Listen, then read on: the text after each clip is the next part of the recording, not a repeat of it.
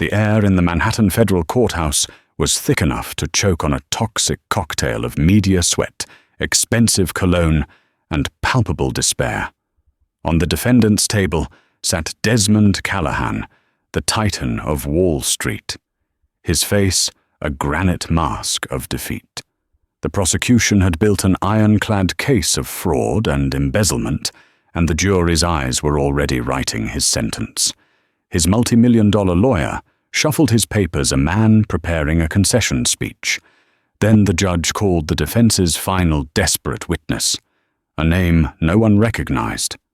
A side door opened, and a woman in a simple dark dress walked toward the stand. It wasn't a secret informant or a rival CEO. It was Grace Washington Desmond Callahan's maid. And as she stood in court beside the billionaire, a profound silence fell. Everyone was thinking the same thing. What could a maid possibly say that would change a thing? They were about to find out that she could say everything. Grace Washington's world was one of meticulously maintained silence and invisible labor. Her domain was the 3-story penthouse on Park Avenue that Desmond Callahan called home, a place that felt less like a residence and more like a museum of a life lived at terminal velocity. The floors were Italian marble, so polished you could see the sky in them. The walls were adorned with paintings by Rothko and Pollock art that screamed with chaotic emotion in rooms that were otherwise devoid of it. Grace's job was to erase any evidence that a human being actually lived there, a stray fingerprint on a glass panel, a speck of dust on a leather-bound first edition, a single misplaced cushion on a sprawling Roche-Beaubois sofa. She had worked for Mr. Callahan for 5 years. In that time, she had learned the man not through conversation, but through the residue he left behind. She knew he preferred Earl Grey tea in the morning, leaving the used tea bag on the saucer, never in the cup. She knew he slept on the left side of the massive California king bed, the sheets barely disturbed, as if he wrestled with his thoughts more than his body. She knew he kept a framed photo of a woman with sad eyes, his late wife Amelia, tucked away inside his closet, a secret grief he never exposed to the harsh light of his living space. Desmond Callahan was a difficult man to work for, not because he was cruel, but because he was precise to the point of obsession. Everything had a place, a purpose, a designated state of being. He was a man who had conquered the chaotic world of finance by imposing his will upon it, and he expected his home to reflect that same unyielding order. He spoke to Grace in short, clipped sentences, his eyes always focused on a point somewhere beyond her shoulder. Grace, the Monet requires dusting. Grace, my travel case for the Zurich trip. Grace, ensure the study is secured. She was in his eyes a function, a pair of hands that maintained the sterile perfection of his gilded cage. He paid her exceptionally well, more than enough to cover the rent for her small apartment in the Bronx, and more importantly, to fund her younger brother, Kevin's engineering degree at NYU. That was the bargain. She would render herself invisible, and in return, Kevin would have a future she could only dream of. The only other person who seemed to exist in Desmond's rarefied air was Adrian Finch. Adrian was Desmond's chief financial officer, his protégé, and the closest thing the billionaire had to a friend. Where Desmond was cold and imposing like a skyscraper, Adrian was warm and accessible like a neighborhood cafe.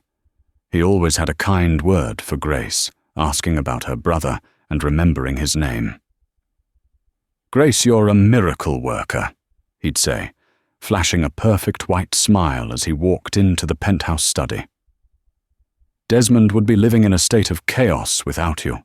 Adrian was a constant presence, often arriving before Desmond woke and leaving long after he'd retired for the night. The two of them would be cloistered in the study for hours, the low murmur of their voices punctuated by the clink of whiskey glasses. Grace, while performing her duties in the adjacent rooms, learned to read the rhythm of their meetings. She could tell by the pitch of their voices whether a deal was succeeding or failing, whether the market was with them or against them. One evening, about 6 months before the world came crashing down, Grace was polishing the mahogany table in the dining room when she overheard a raised voice from the study. It was a rare occurrence. "The risk is too high, Adrian." Desmond's voice was sharp, a blade cutting through the usual calm. The Callahan Foundation is not a slush fund. Its charter is inviolable.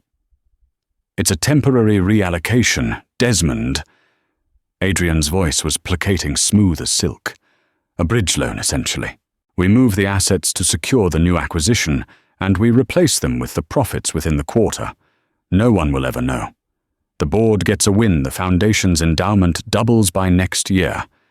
It's a calculated risk, but the reward is immense. The answer is no. Desmond stated his tone, leaving no room for argument.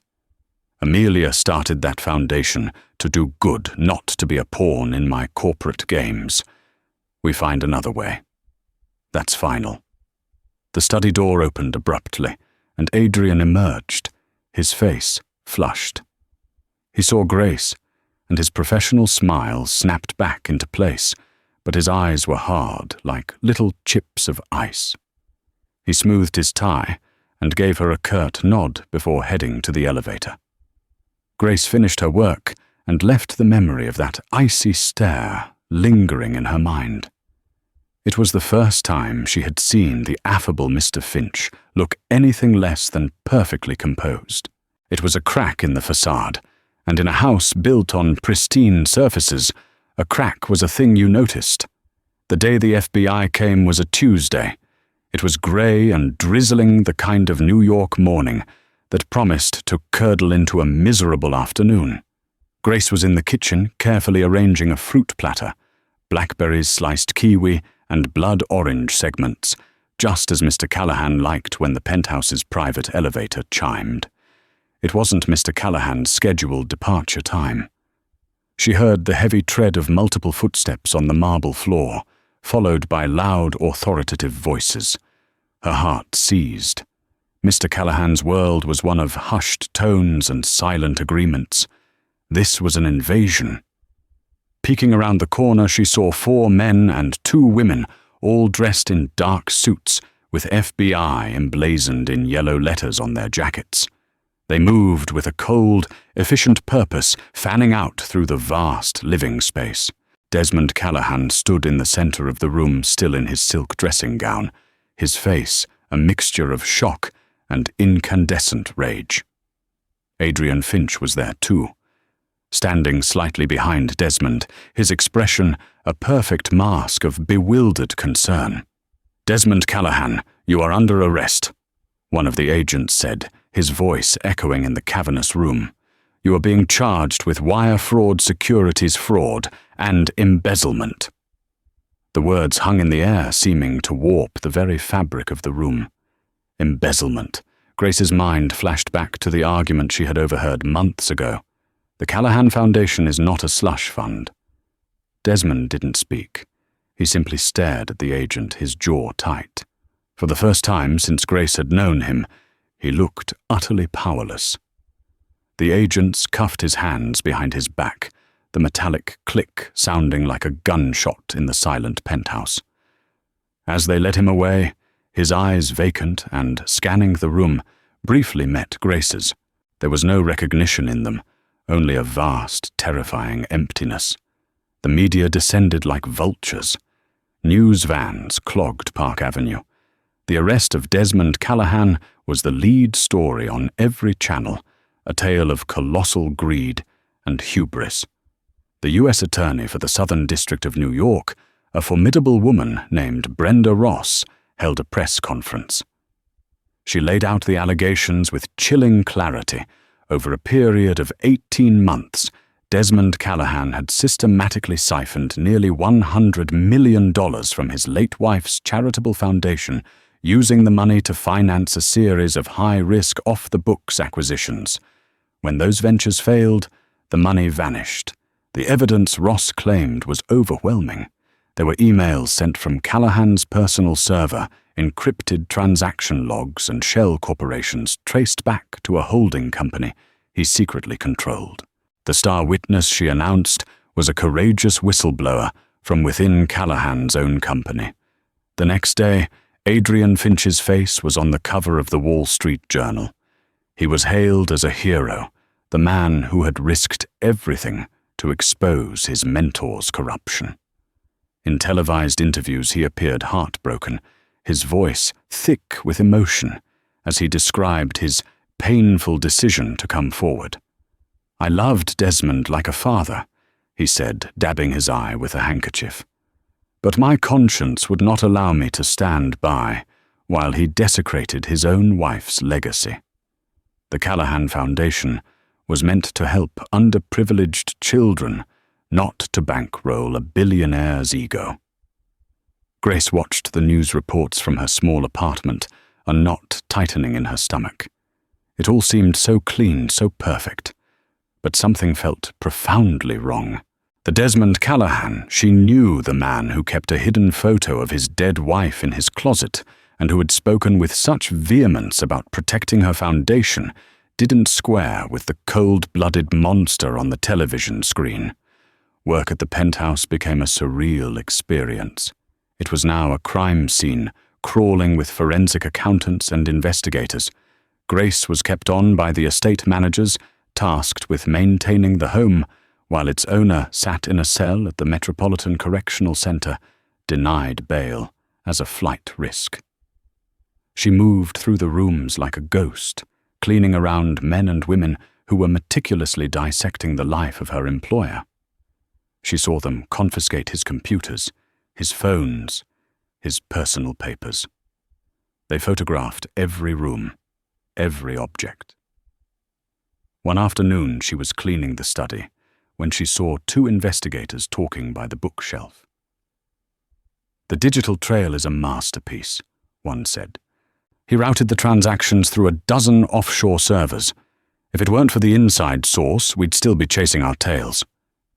"Finch handed us the roadmap on a silver platter," the other replied. "He had copies of everything. Said he'd been documenting it for months, waiting for the right time to blow the whistle." Grace paused, her hand hovering over a leather-bound volume of Shakespeare. Adrian Finch, the loyal friend, the heartbroken protégé, the hero. But she remembered the look in his eyes that night, the cold fury he had tried to hide. And a seed of doubt, small and resilient, began to sprout in the barren ground of her certainty. The trial of the United States versus Desmond Callahan began in the biting cold of January. It was the legal spectacle of the decade, and the prosecution came out swinging. U.S. Attorney Brenda Ross was a master of narrative, painting a picture of a man so consumed by greed that he would defile the memory of his own wife for profit. "This is not a case about complex financial instruments," she told the jury in her opening statement, her voice resonating with moral authority. "This is a case about simple, profound greed. A man who had everything and decided it still wasn't enough." Desmond, seated at the defense table, looked like a shadow of his former self. He had lost weight, and his expensive suits hung loosely on his frame. The formidable energy he once projected had been replaced by a brittle weariness.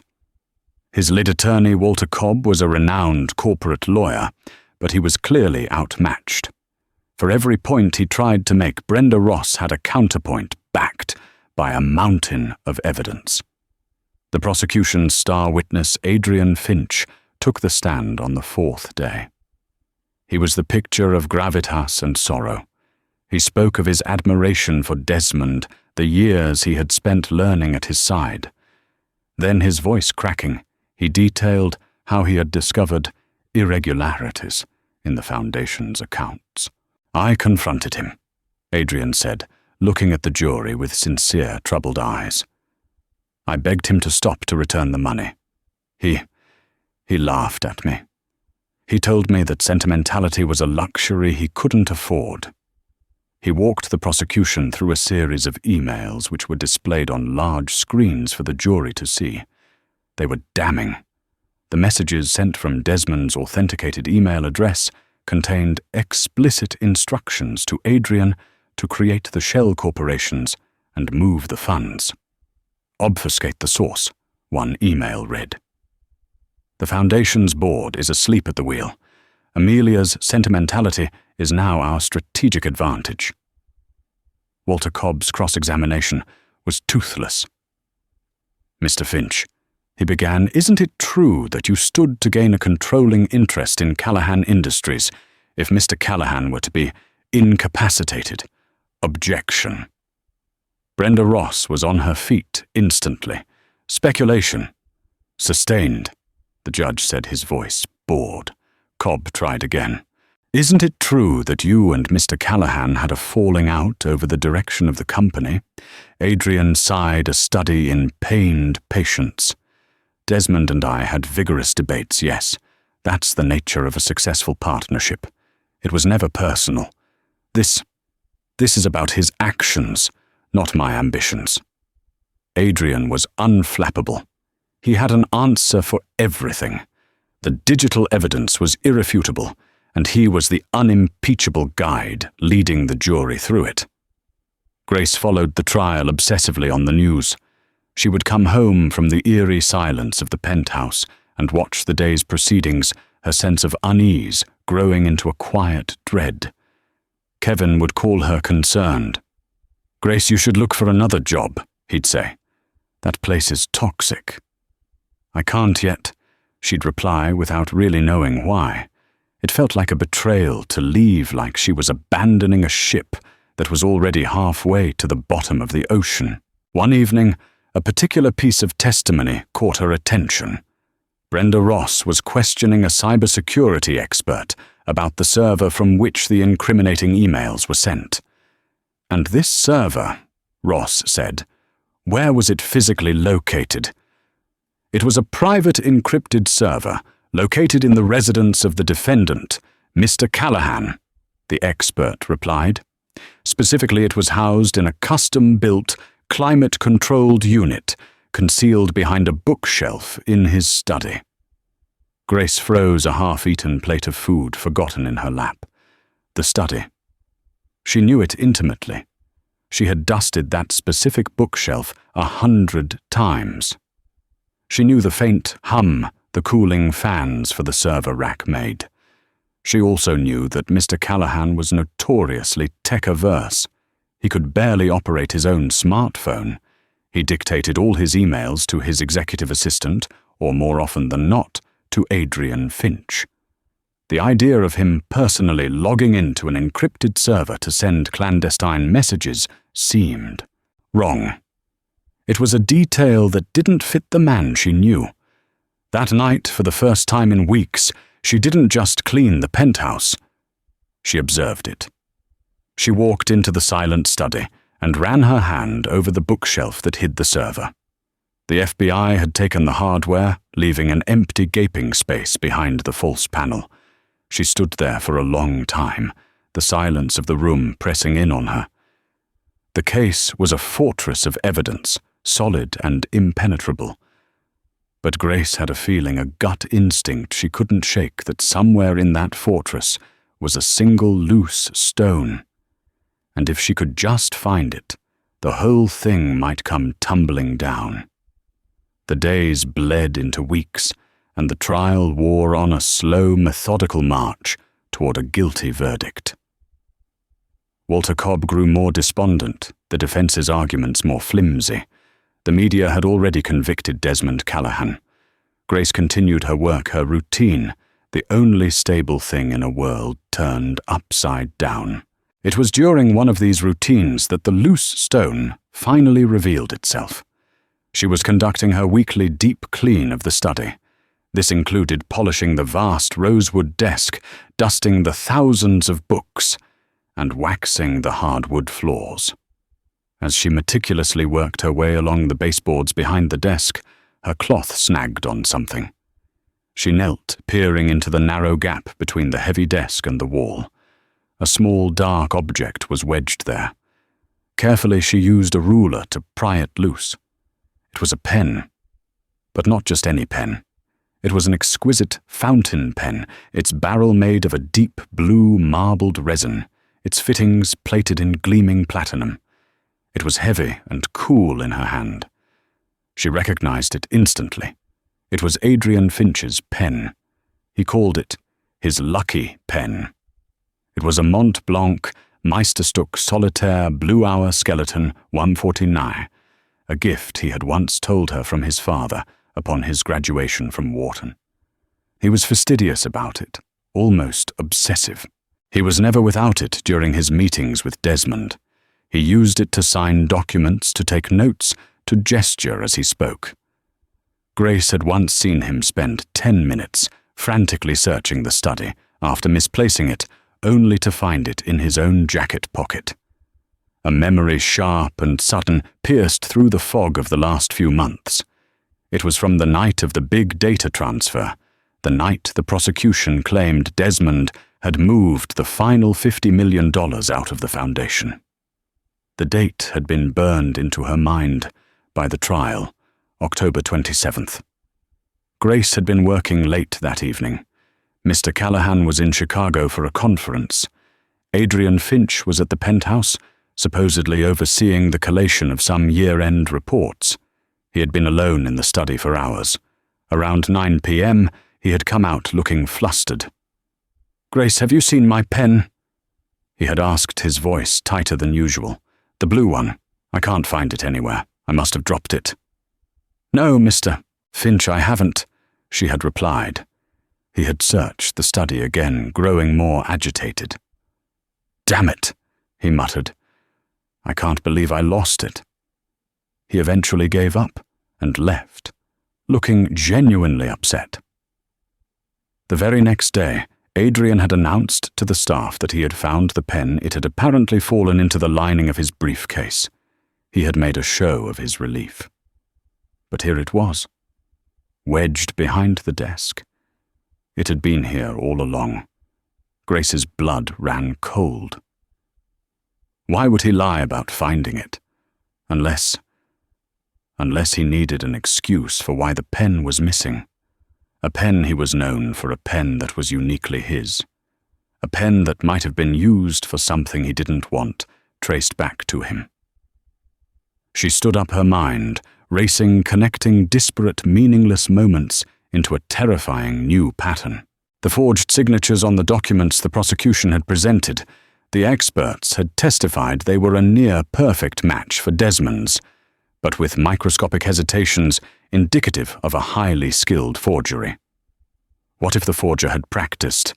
What if they had used a specific pen to get the ink flow and weight just right? She thought about Desmond's aversion to technology. He preferred old-fashioned methods. For important authorizations, he still insisted on signing physical letters which were then scanned and sent by his office. A forger would need his physical signature to copy. And where would they get pristine samples of his signature? From documents in his own study. Grace looked from the pen in her hand to the desk, and then to the bookshelf that had housed the server. Adrian alone in the study on the night of the transfer. Adrian an expert in Desmond's finances and his habits. Adrian who had the motive, ambition, and the opportunity. Adrian who had lied about something as trivial and as crucial as a lost pen. It wasn't proof. It was nothing a court would ever accept. It was just a feeling, a house of cards built on the ghost of a memory and a forgotten pen. But to Grace, standing alone in the silent, opulent room, it felt like the truth. A truth that no one else could see because no one else had been there, silently watching from the shadows. She slipped the pen into her pocket, its weight a heavy secret against her leg. The invisible woman had just found her voice. Possession of the pen changed everything. It was no longer a vague suspicion. It was a tangible link to a lie. Grace knew she couldn't just walk into a police station. "I found a pen," would be met with blank stares. She needed more. She had to find a piece of the story that only she could uncover. She had to turn her invisibility into a weapon. Her work at the penthouse now had a dual purpose. By day she was the diligent maid, dusting and polishing. But in her mind, she was an investigator, re-examining every corner of the vast apartment, not for dirt, but for clues. She became a student of trash. Adrian Finch still had access to the penthouse, working with the estate managers to ensure a smooth transition. He would occasionally use the study as a temporary office, a move that reeked of premature ownership. Grace started paying close attention to the shredder bin in the study. Desmond Callahan, in his obsessive precision, insisted on a specific protocol for sensitive documents. They were to be shredded using a high-security cross-cut shredder, and the confetti-like remains were to be bagged in special burn bags, which were then collected by a bonded security service for incineration. One Friday afternoon, Adrian spent several hours in the study. Grace saw him through the slightly ajar door on the phone, his voice low and urgent. Before he left, she watched him feed a small stack of papers into the shredder. He then removed the bag, tied it off, and left it by the door for the security pickup. This was her chance. The pickup wasn't until Monday morning. That weekend, Grace let herself into the penthouse, her heart pounding against her ribs. She felt like a trespasser in a place she knew better than her own home. She took the burn bag from the study and carried it to the kitchen, her hands shaking slightly. She carefully emptied the contents onto the large, stainless steel island, a chaotic mountain of paper confetti. It seemed like an impossible task. For the next 5 hours, with a pair of tweezers and a magnifying glass, Grace Washington began the painstaking work of piecing together a puzzle she didn't understand. She sorted the shreds by paper type and ink color. Most of it was junk-old memos, printed articles. But then she found what she was looking for: fragments of high-quality cream-colored stationery, the kind Desmond Callahan used for his personal correspondence. And on these fragments was handwriting. Slowly, painstakingly, she began to assemble them on a black tablecloth to make the edges stand out. Words began to form, sentences. It was like archaeological work, unearthing a buried secret, one tiny piece at a time. After hours of intense concentration, her eyes burning and her back aching, she had pieced together enough to read several lines. It was Desmond Callahan's signature, over and over again, and above the signatures were fragments of phrases. Transfer of assets, authorized payment to a subsidiary. Full discretion granted to. She wasn't looking at shredded documents. She was looking at practice sheets, dozens of them. Adrian Finch had been practicing Desmond's signature. He had been perfecting the forgery. The microscopic hesitations the experts had noted, this is where he had worked them out, trying to replicate the natural flow of a man's hand. He must have assumed this bag would be incinerated, its secrets turned to ash. He had underestimated the maid. Grace carefully swept all the pieces into a large Ziploc bag. This was it. This was more than a pen. This was physical evidence of a calculated, methodical deception. This was the rust on the ironclad case. Her next move was even riskier. She knew from her years of service that Desmond kept meticulous personal records, not on a computer, but in a series of leather-bound journals stored in a small, key-locked safe, hidden behind a painting of the Scottish Highlands, a tribute to his ancestry. The FBI had searched the penthouse, but it was a big place, and it was possible they had missed something, not on any official manifest. She knew where Desmond kept the key taped to the underside of the bottom drawer of his bedside table. With trembling fingers, she retrieved the key, opened the safe, and found the journals. She quickly located the one for the previous year. She flipped to the date of the alleged fallout with Adrian, the day he claimed he had confronted Desmond about the fraud. According to Adrian's testimony, Desmond had laughed in his face. Grace read Desmond's entry for that day. It was short and written in his familiar, sharp script. Heated debate with Adrian on the Peck's Law acquisition. His risk appetite is becoming reckless. He proposed leveraging the foundation. I shut it down hard. I fear his ambition is beginning to cloud his judgment, reminded him of Amelia's charter. He seemed to take it badly. A chilling silence from him for the rest of the day. Must keep a closer eye on him. There it was. Not a confession, but the complete opposite. A record of his refusal and a seed of his own suspicion about the man who would later betray him. This entry, combined with the practice sheets, painted a devastatingly different picture. Grace photographed the journal entry with her phone. She now had 3 things: Adrian's lost pen, his shredded forgery practice sheets, and Desmond's private record of the truth. She was no longer just the maid. She was the sole keeper of Desmond Callahan's last chance. Now she just had to convince someone to listen. Walter Cobb's office was on the 50th floor of a glass tower in Midtown, a place designed to project power and invincibility. It did not feel invincible to Grace. She sat on a plush leather chair that probably cost more than her rent, clutching a simple tote bag containing her evidence. She had managed to get an appointment by telling the secretary it was a matter of urgent personal effects for Mr. Callahan. Cobb entered the room, looking harassed and tired, the confident swagger from the early days of the trial long gone. He gave her a perfunctory glance. "Miss Washington, is it? Thank you for coming. What is it you have for Mr. Callahan?" Grace took a deep breath. "Mr. Cobb, I don't have personal effects. I have evidence. I believe Mr. Callahan is innocent, and I think I can prove Adrian Finch framed him." Cobb's expression shifted from weary to dismissive. He gave a small, humorless smile. "Miss Washington, with all due respect, we have a team of the best investigators and forensic accountants money can buy. The U.S. Attorney's Office has an army. What could you possibly have found?" Grace opened her tote bag. She laid out the Ziploc bag filled with the shredded paper. She placed the Mont Blanc pen on the table beside it, and she held up her phone, showing him the picture of the journal entry. She explained everything, her voice low and steady, starting with the overheard argument and ending with the shredded practice sheets.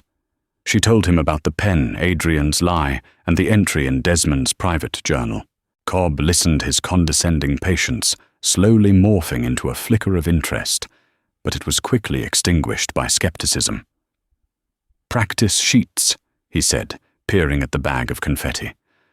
"A lawyer would argue he was simply practicing a new letterhead design. The pen circumstantial. He lost a pen. The journal inadmissible. It's self-serving hearsay. The judge would never allow it in." "But it shows a pattern," Grace insisted, her frustration mounting. "It shows that Adrian Finch lied. It shows he had a plan. It shows a collection of coincidences that a bulldog prosecutor like Brenda Ross would shred to pieces on the stand, along with you," Cobb said, his tone softening slightly into one of pity. "Grace, I appreciate your loyalty to your employer. I truly do. But this is nothing. It's a fantasy. We're on our last legs here. Introducing this would make the defense look desperate and foolish. I'm sorry." He stood up, a clear dismissal. Grace felt a cold wave of despair wash over her. She had been so sure. But in the harsh light of this powerful office, her discoveries suddenly seemed flimsy, the desperate connections of a powerless woman. She had failed. She left the office, walking through the city in a daze. The verdict was a foregone conclusion. Desmond Callahan would go to prison for the rest of his life, and Adrian Finch would take over his empire a celebrated hero. The truth would remain buried, like those practice sheets were supposed to be. But as she rode the subway back to the Bronx, a different feeling began to take root. Anger. Cobb was a beaten man. He had given up. But she hadn't. There was one person left who might listen. The one person who had everything to lose. Getting a visitor's pass to the Metropolitan Correctional Center was a bureaucratic nightmare, but Grace was persistent. She used Mr. Callahan's personal account, to which she still had access for household expenses, to hire a paralegal to expedite the paperwork, listing herself as a household manager, responsible for ongoing estate affairs.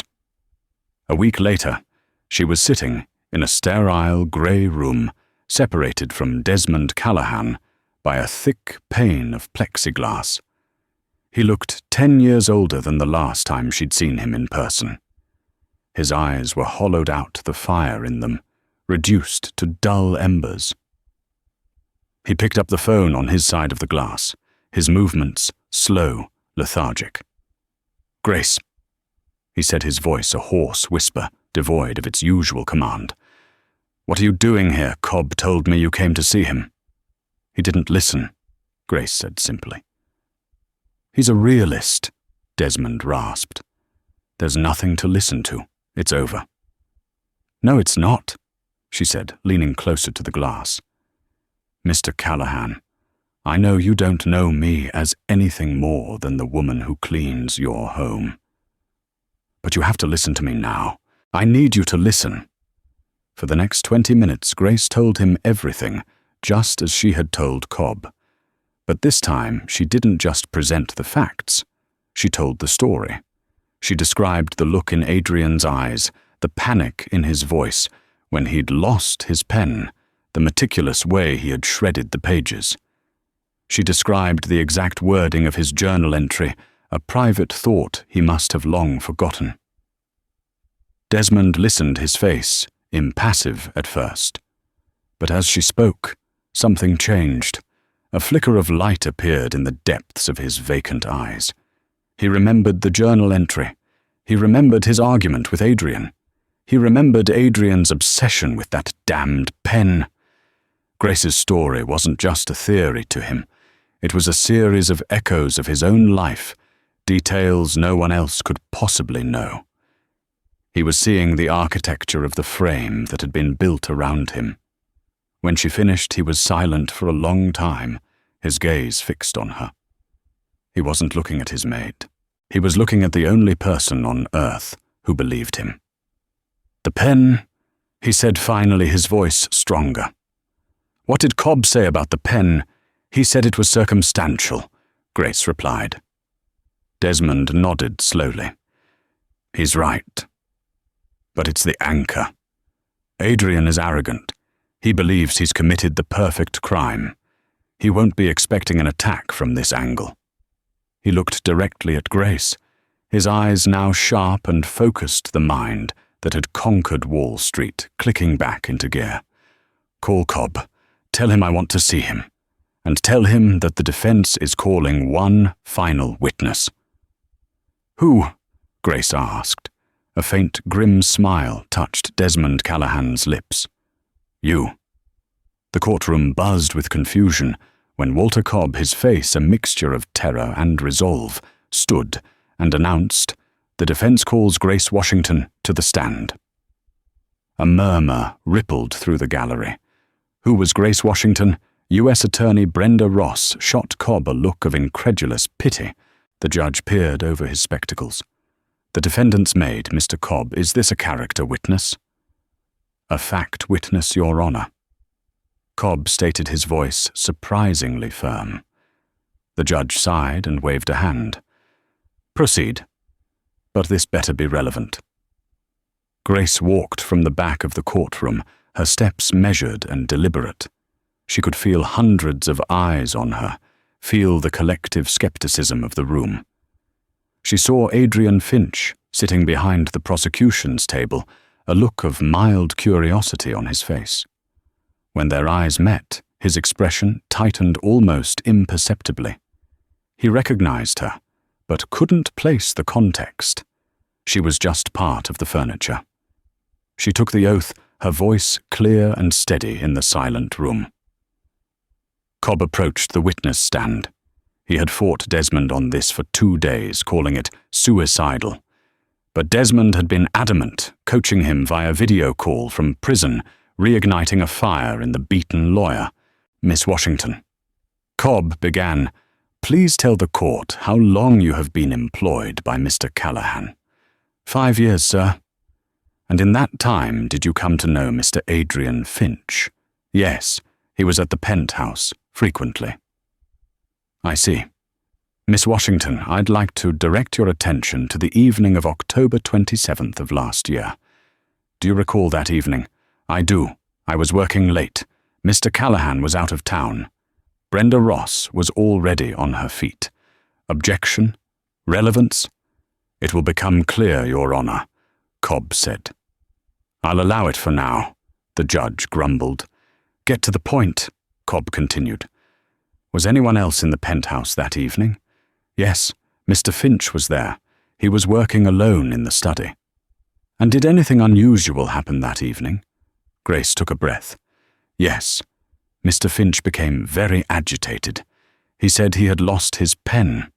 A very specific, expensive fountain pen he always carried." In the gallery, Adrian Finch sat up a little straighter. His casual curiosity was evaporating.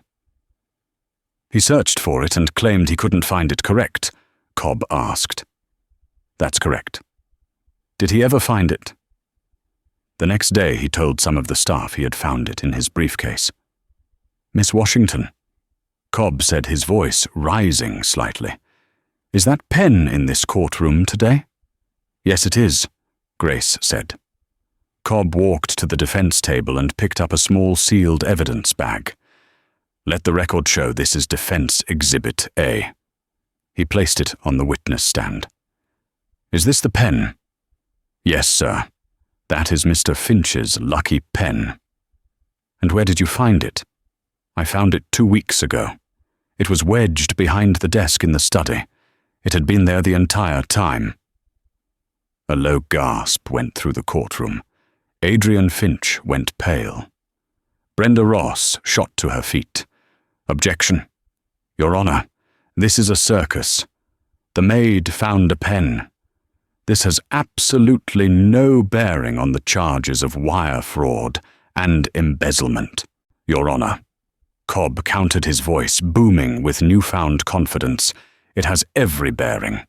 The prosecution's case rests on a series of documents allegedly signed by my client and emails sent from his home.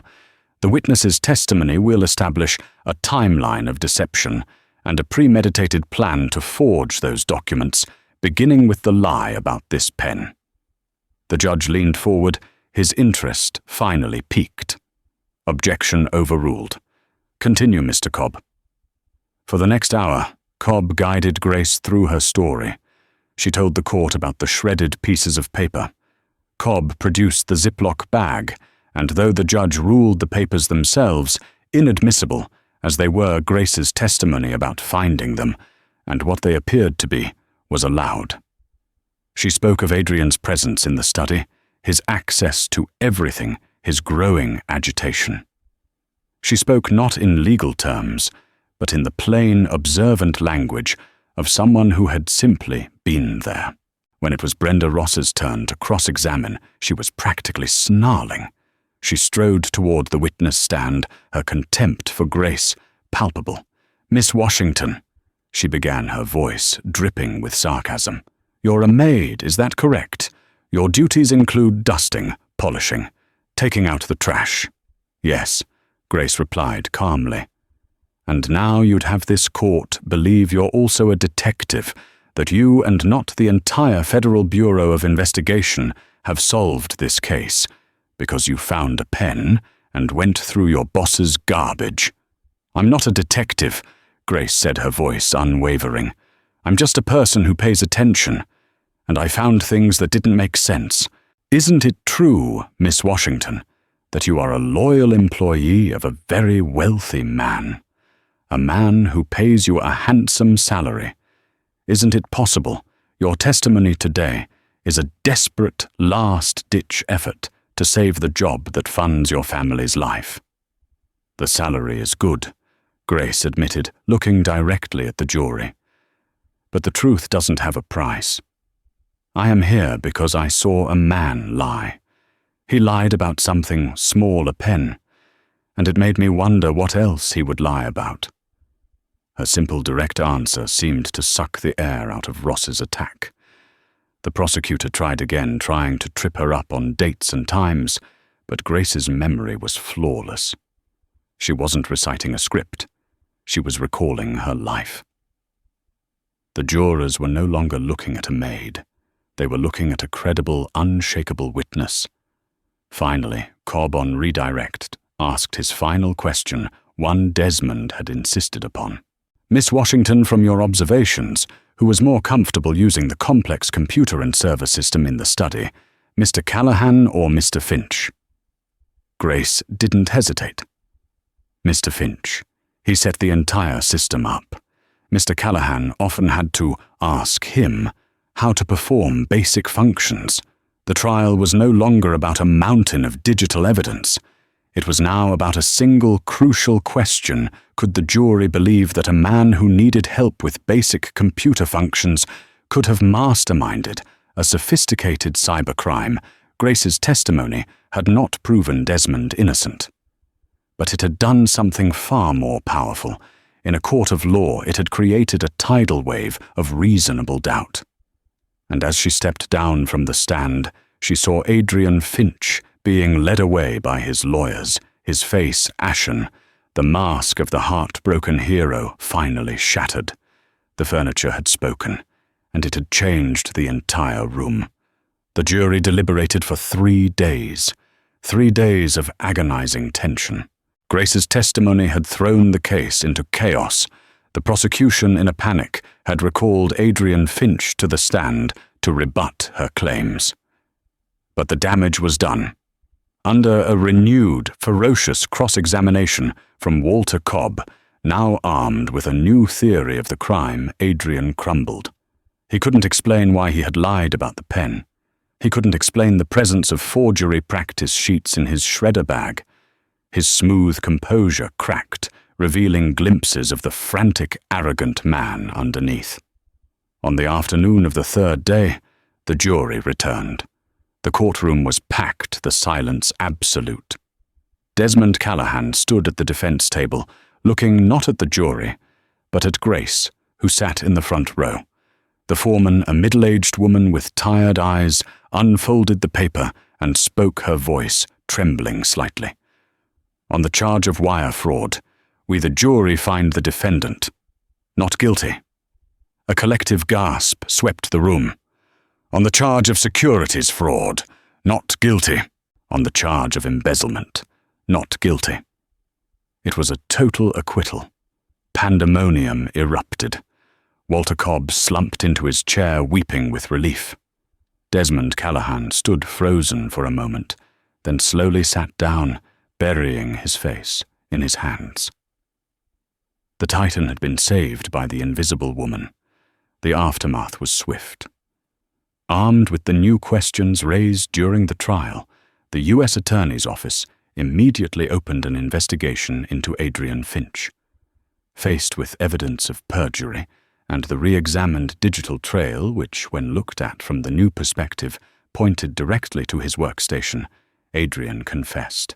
He had indeed framed Desmond, hoping to trigger a clause in the company's bylaws that would give him control in the event of Desmond's incapacitation. He was arrested the next day, his face on the news for an entirely different reason.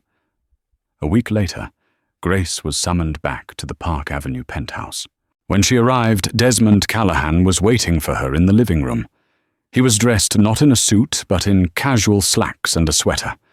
He looked rested, the deep lines of stress on his face beginning to fade.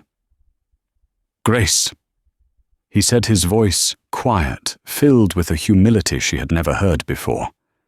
"There are no words to express my gratitude. You saved my life."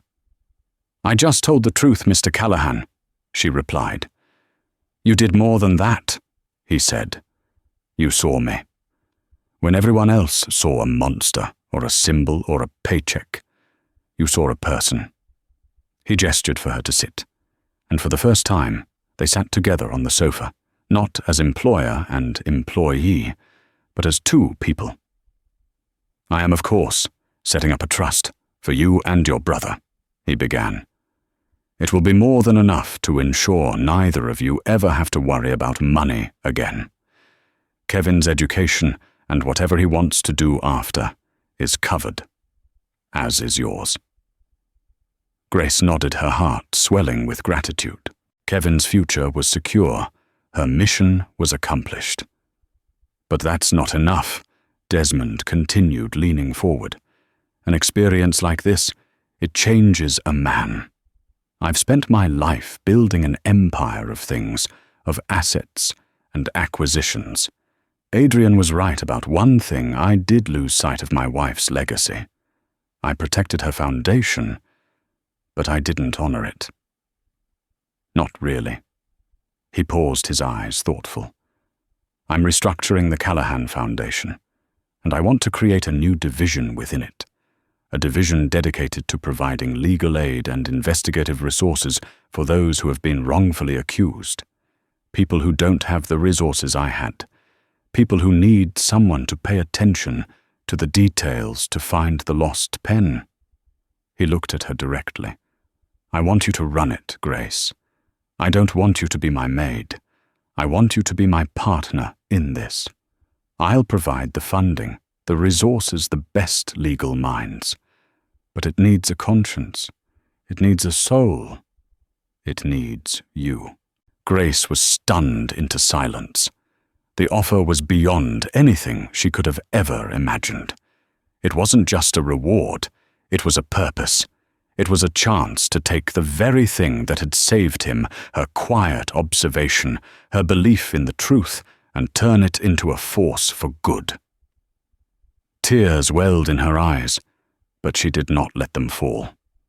She thought of all the other people trapped in the system, the ones without a voice, the ones who were invisible. Yes, she said, her voice full of a strength she never knew she possessed. Yes, Mr. Callahan, I will. In the great city of New York, a new story began to be told. Not about the fall of a billionaire, but about the rise of his maid, the woman who stood up in court and proved that sometimes the most powerful person in the room isn't the one with all the money, but the one who sees the truth that everyone else is too busy to notice. The story of Grace Washington and Desmond Callahan is a powerful reminder that heroes don't always wear capes or carry badges. Sometimes they wear a simple work dress and carry the weight of the truth. It shows us that courage isn't about the absence of fear, but about taking action despite it. A single observation, a tiny detail that everyone else overlooked, was enough to unravel a massive conspiracy and save an innocent man.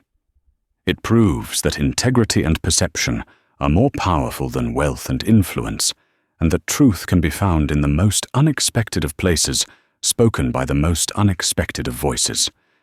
If this story of quiet courage and the ultimate triumph of truth moved you, please help us share it with the world. Click the like button, share this video with your friends and family, and subscribe to our channel for more incredible real-life stories where hidden figures become unforgettable heroes. Your support helps us continue to find and tell the tales that matter. Thank you for listening.